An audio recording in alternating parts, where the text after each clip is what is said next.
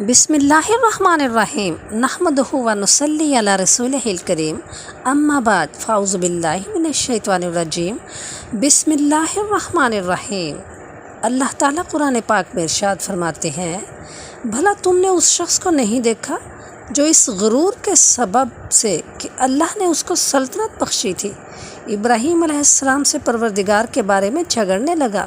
جب ابراہیم علیہ السلام نے کہا میرا پروردگار تو وہ ہے جو زندہ کرتا ہے اور مارتا ہے، اور وہ بولا زندہ کرنا اور مارنا تو میں بھی کر سکتا ہوں۔ ابراہیم علیہ السلام نے کہا کہ اللہ تو سورج کو مشرق سے نکالتا ہے، تو اسے مغرب سے نکال دے۔ یہ سن کر کافر ششدر رہ گیا، اور اللہ تعالیٰ ظالم لوگوں کو ہدایت نہیں دیا کرتا۔ البقرہ۔ اس مقام پر اللہ تعالیٰ نے اپنے خلیل علیہ السلام کا اس سرکش ظالم بادشاہ سے مناظرہ بیان فرمایا ہے جس نے رب ہونے کا دعویٰ کیا تھا۔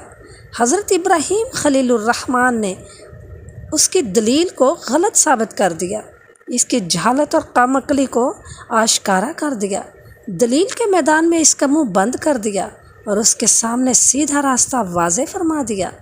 علماء نسب، مورخین اور مفسرین فرماتے ہیں کہ یہ بادشاہ بابل کا بادشاہ تھا جس کا نام نمرود بن کنان بن کوش بن سام بن نوح تھا۔ مجاہد رحمۃ اللہ علیہ نے یہی فرمایا ہے۔ مجاہد رحمۃ اللہ علیہ اور دیگر حضرات بیان کرتے ہیں کہ یہ شخص پوری دنیا پر حکومت کرتا تھا، کیونکہ علماء کے قول کے مطابق 4 بادشاہوں نے پوری دنیا پر حکومت کی ہے، جن میں سے 2 مومن تھے اور 2 کافر۔ مومن تو ذوالقرنین اور سلیمان علیہ السلام ہیں، اور کافر نمرود اور بخت نصر۔ علماء فرماتے ہیں کہ نمرود مسلسل 400 سال بادشاہ رہا۔ اس نے سرکشی، ظلم اور تکبر کا راستہ اختیار کیا اور آخرت کی بجائے دنیا کا حصول پیش نظر رکھا۔ جب اسے حضرت ابراہیم علیہ السلام نے اللہ وحدہ لا شریک کی عبادت کی دعوت دی تو اس نے جہالت اور گمراہی کی وجہ سے خالق کا انکار کر دیا۔ حضرت ابراہیم علیہ السلام نے اس سے بحث کی، اس نے اپنے رب ہونے کا دعویٰ کیا تو حضرت ابراہیم علیہ السلام نے فرمایا، ربی الذی یحیی و یمیت، میرا رب زندہ کرتا ہے اور مارتا ہے۔ اس نے کہا، انا احیی و امیت، میں بھی زندہ کرتا اور مارتا ہوں۔ قتادہ سدی اور محمد بن اسحاق بیان فرماتے ہیں کہ اس کے سامنے 2 آدمی پیش کیے گئے جن کے لیے سزائے موت کا فیصلہ ہو چکا تھا۔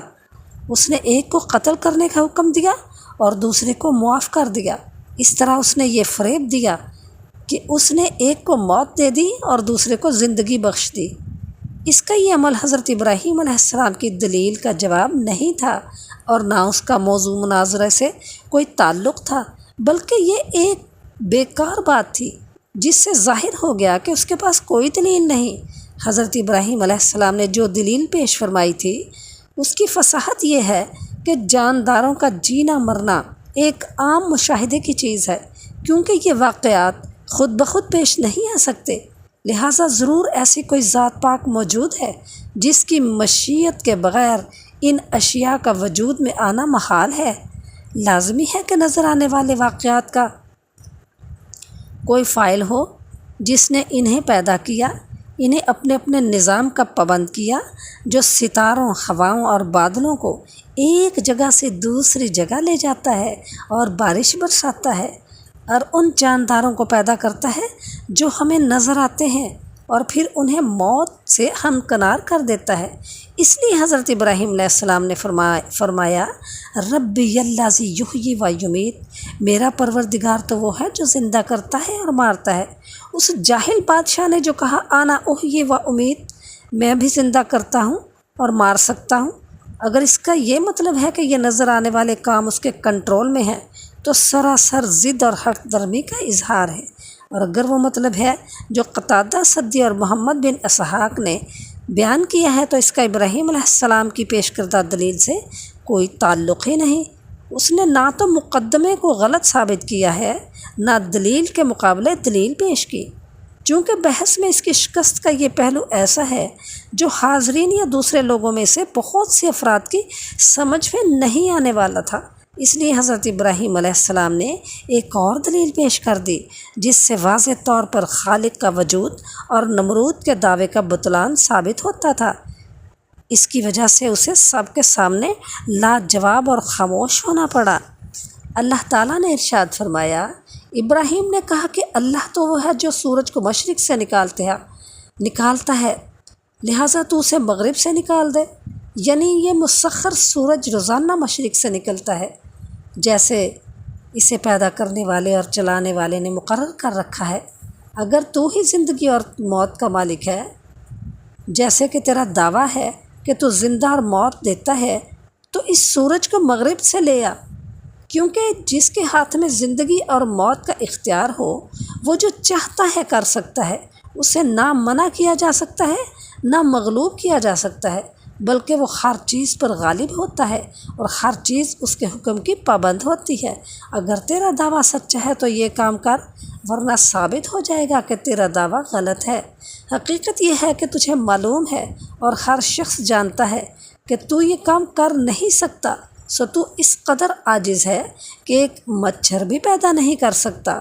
اس طرح حضرت ابراہیم علیہ السلام نے اس کا جاہل اور عاجز ہونا واضح فرما دیا، لہٰذا اس کے پاس جواب میں کہنے کو کچھ نہ رہا، اس کا منہ بند ہو گیا۔ اس لیے اللہ تعالیٰ نے فرمایا، یہ سن کر کافر ششدر رہ گیا اور اللہ بے انصافوں کو ہدایت نہیں دیا کرتا۔ سدی نے ذکر کیا ہے کہ ابراہیم علیہ السلام اور نمرود کے درمیان یہ مناظرہ اس دن ہوا جس دن وہ آگ سے نکلے۔ اس سے پہلے ان کا آمنا سامنا نہیں ہوا تھا۔ جس دن وہ اکٹھے ہوئے اس دن یہ مناظرہ واقع ہوا۔ زید بن اسلم سے روایت ہے کہ نمرود نے اشیاء خوردنی کا انتظام اپنے ہاتھ میں رکھا تھا۔ لوگ غلہ لینے کے لیے اس کے پاس جاتے تھے۔ حضرت ابراہیم علیہ السلام بھی دوسرے لوگوں کے ساتھ غلہ لینے گئے۔ اس سے پہلے دونوں کی کبھی ملاقات نہیں ہوئی تھی۔ اس وقت ان کے درمیان یہ مناظرہ ہو گیا۔ اس نے حضرت ابراہیم علیہ السلام کو غلہ دینے سے انکار کر دیا۔ آپ اس کے پاس سے آئے تو آپ کے پاس غلہ نہیں تھا۔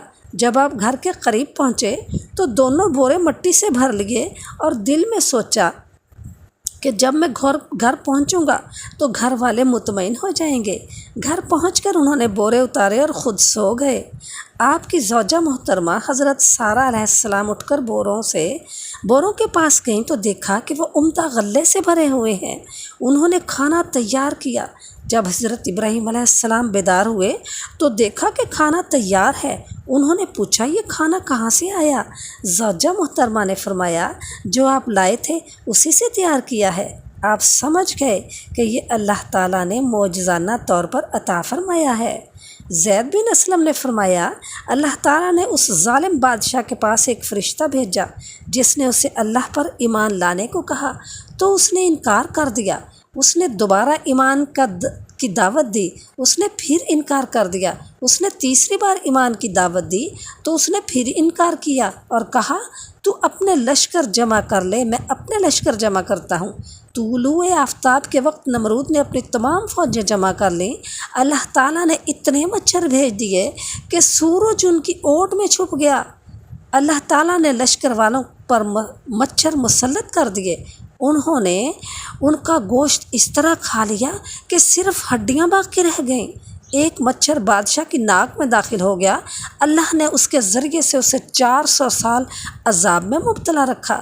چنانچہ اس کے سر پر ہتھوڑے مارے جاتے تھے، حتیٰ کہ وہ اللہ کے حکم سے ہلاک ہو گیا۔